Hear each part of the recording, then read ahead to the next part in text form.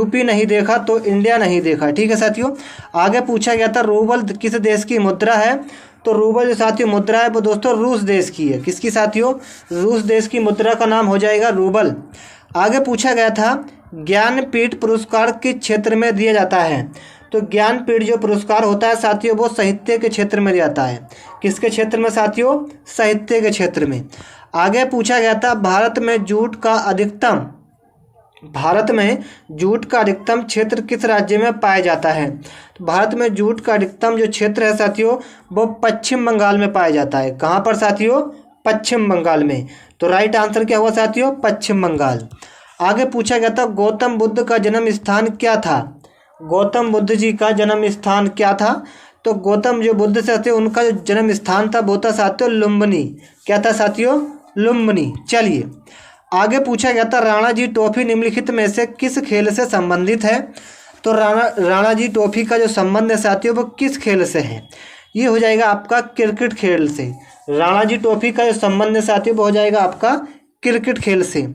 आगे पूछा गया था प्रेशर कुकर में खाना जल्दी बन जाता है, इसका क्या कारण होता है, तो प्रेशर कुकर में जो खाना जल्दी बनता है साथियों इसका जो कारण होता है वो प्रेशर कुकर के अंदर दाब बढ़ने से पानी का क्वथनांक बढ़ जाता है, इसलिए दोस्तों प्रेशर कुकर में खाना जो है वो जल्दी पक जाता है। आगे पूछा गया था निम्नलिखित में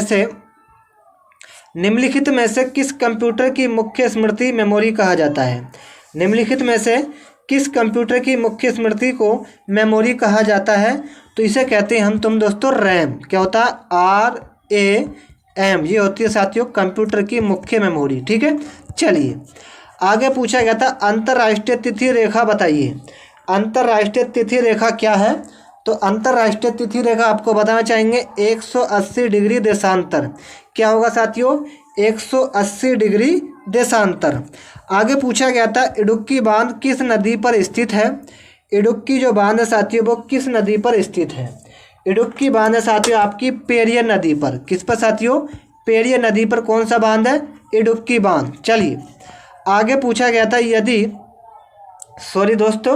वह चीनी यात्री जो हर्षवर्धन के शासन काल में भारत आए थे, बताइए साथियों वह चीनी यात्री कौन थे जो हर्षवर्धन के शासन काल में आए थे, उनका नाम हो जाएगा हैनसंग। क्या हो जाएगा साथियों? हैनसंग। चलिए आगे पूछा गया था निम्नलिखित में से किस ग्रह को लाल ग्रह कहा जाता है, निम्नलिखित में से किस ग्रह को लाल ग्रह कहा जाता है, तो उस ग्रह का नाम हो जाएगा साथियों मंगल ग्रह। मंगल ग्रह को क्या कहते हैं साथियों? लाल ग्रह कहते हैं। आगे पूछा गया था निम्नलिखित में से बिजली का नवीकरणीय संसाधन कौन सा है, निम्नलिखित में से बिजली का नवीकरणीय संसाधन कौन सा है, ये पूछा गया था, तो ये हो जाएगा जल। जी हाँ साथियों, क्या जल क्या होता है?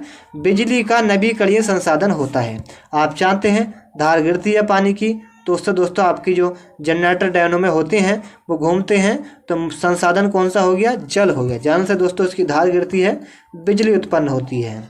संविधान की प्रस्तावना में भारत को किस रूप में घोषित किया गया है, संविधान की प्रस्तावना में भारत को किस रूप में घोषित किया गया है, तो सुन लीजिए एक प्रभुत्व संपन्न समाजवादी पंथ निरपेक्ष लोकतंत्र गणराज्य।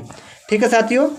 चलिए आगे आपसे पूछा गया है राज्य के नीति निर्देशक सिद्धांत का उल्लेख संविधान के किस भाग में किया गया है, यानी कि लिया गया है, बताइए साथियों। तो ये है साथियों भाग नंबर 5। कितना साथियों? भाग नंबर 5। चलिए आगे आपसे पूछा गया है कि रेमन मैग्सेसे पुरस्कार किस व्यक्ति को सबसे पहले दिया गया था, यानी कि साथियों रेमन मैग्सेसे पुरस्कार किस व्यक्ति के नाम पर दिया जाता है, तो ये दिया जाता है दोस्तों फिलीपींस के एक भूतपूर्व राष्ट्रपति थे, उनके दोस्तों याद में या उसके क्षेत्र के अंदर किसी भी बात के लिए रेमन पुरस्कार दिया जाता है। सुन लीजिए फिलीपींस के भूतपूर्व राष्ट्रपति थे, उनके उसमें रेमन मैग्सेसे पुरस्कार दिया जाता है। आगे आपसे पूछा गया था निम्नलिखित में से सतह से सतह में मार करने वाली पहली मिसाइल का क्या नाम है, पहली मिसाइल का नाम हो जाएगा पृथ्वी। जी हाँ साथियों, पृथ्वी क्या है साथियों? सतह से सतह में मार करने वाली पहली मिसाइल है। चलिए आगे पूछा गया था विश्व की सबसे लंबी नदी कौन सी है, विश्व की बात हो रही है साथियों, वर्ल्ड की बात हो रही है। वर्ल्ड की विश्व की नदी सबसे बड़ी नदी होती है साथियों नील नदी। कौन सी होती है साथियों? नील नदी होती है। तो राइट आंसर क्या हुआ? नील नदी इस क्वेश्चन का बिल्कुल सही आंसर था। आगे पूछा गया था मोहिनी अट्टम किस राज्य का लोक नृत्य है? मोहिनी अट्टम किस राज्य का लोक नृत्य है? तो ये हो जाएगा केरल राज्य का मोहिनी अट्टम लोक नृत्य है। किसका साथियों? केरल राज्य का। हिंदी का प्रश्न था, हिंदी का प्रयोग उसके उद्भव काल में सर्वप्रथम किसने किया था? हिंदी का प्रयोग उसके उद्भव काल में सर्वप्रथम किसने किया था? तो ये क्या था? भारत देश के लिए। किसके लिए साथियों? भारत देश के लिए। आगे पूछा गया संविधान 344 के अनुसार भाषा के संबंध में किस आयोग का गठन का प्रावधान है? भारत संविधान अनुच्छेद 344 के अनुसार भारत के संबंध में किस आयोग का गठन का प्रावधान है? तो ये गठन है साथियों राजभाषा आयोग। क्या साथियों? राजभाषा आयोग। चलिए आगे पूछा गया था एक आयत का परिमाप एक बार के परिमाप के बराबर है। यदि आयत का परिमाप 128 सेंटीमीटर है तो वर्ग का क्षेत्रफल कितना होगा? बहुत ही शानदार प्रश्न है साथियों, ये मैथ का प्रश्न था। काय का साथियों? मैथ का प्रश्न था, वो बहुत ही शानदार प्रश्न था। अब आपको बताना है इसका राइट आंसर क्या आएगा। देखो साथियों प्रश्न को पढ़िए और समझिए। प्रश्न कह रहा है कि आयत का परिमाप कितना है साथियों? आयत का परिमाप है हमारा 128 सेंटीमीटर। ठीक है साथियों, 128। यदि वर्ग की भुजा ए है तो सेमी हो जाएगा, तब हो जाएगा साथियों आपका 4a हो जाएगा। ठीक है, जो बराबर है आपका 128 के। ठीक है साथियों, 128 के। चलिए आयत का परिमाप बराबर कितना? वर्ग का परिमाप होता है। तो आपको कितना दे रखा था साथियों? आप जानते हैं कितना दे रखा था? 4 कितना होगा? तो a बराबर हो जाएगा आपका 4 चौक 16, 16 दूनी 32। तो कितना हो जाएगा साथियों?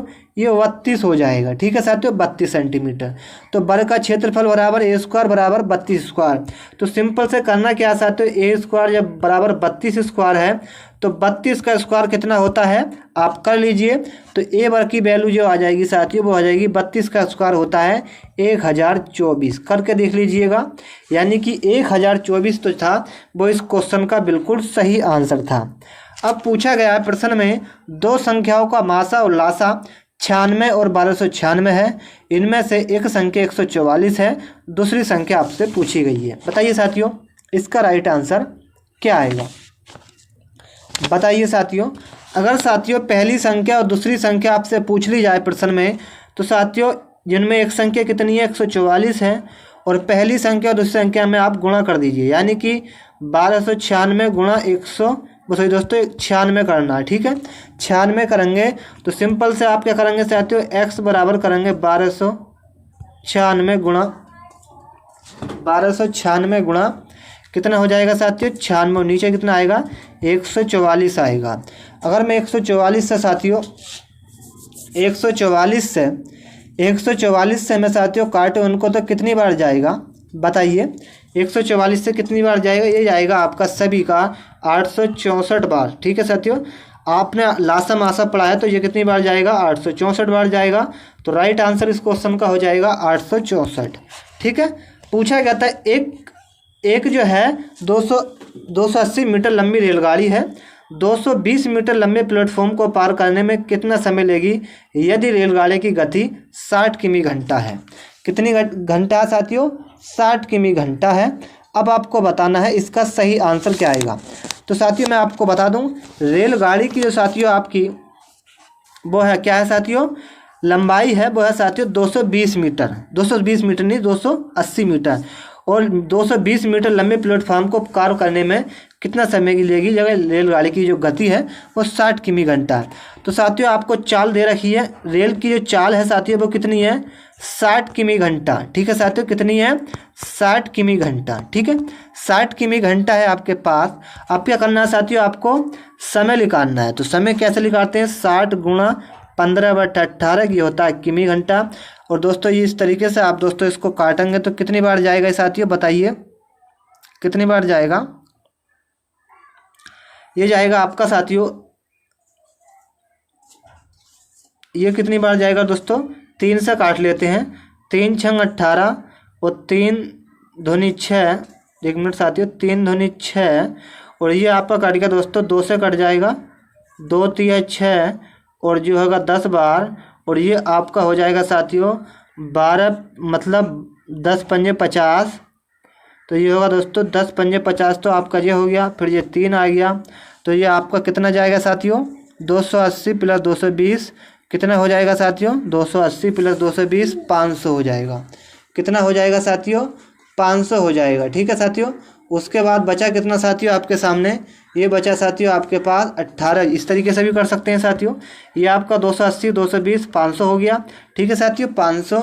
उसके बाद करेंगे गुणा 18, और नीचे कितना आएगा साथियों, नीचे आएगा 60 गुणा 5। ठीक है साथियों। इस जीरो से ये जीरो काट दीजिए। 5 से ये कितनी बार जाएगा साथियों, ये जाएगा आपका 5 धाई 10 बार, और ये जाएगा 6 तिया 18। तो 10 तिया 30 इस क्वेश्चन का बिल्कुल सही आंसर आपका आना चाहिए। 10 सेकंड में पार कर देगा। कितने में साथियों 10 नहीं 30 सेकंड में पार कर देगा। इसका बिल्कुल सही आंसर आपका आ जाएगा।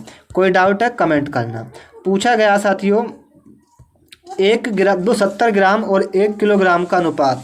तो 70 ग्राम तो साथियों कितना होता है, 70 ग्राम तो आपका ये हो गया, और 1 किलोग्राम कितना हो गया 1000 ग्राम। इससे ये काट दीजिए साथियों। तो साथियों आप जानते हैं इसका सही आंसर आपका क्या आएगा, आप बताइए। इसका सही आंसर आपका आ जाएगा साथियों 7/100। कितना आएगा साथियों 7:100। तो कितना आएगा 7:100। इस क्वेश्चन का बिल्कुल सही आंसर आपका हो जाएगा।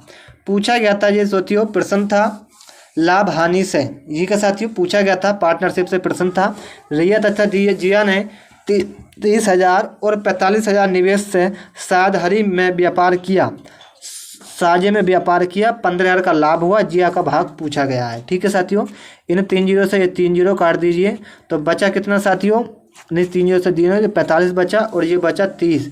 अगर मैं बात करूं साथियों 5 छंग 30 और 5 नम 45। ठीक है साथियों 5 नम 45, और 2 तिया 6, वो 3 दूनी 6 और 3 तिया 9, यानी कि 2:3 कितना आया, ये होगा जिया का, और ये हुआ रिया का। ठीक है।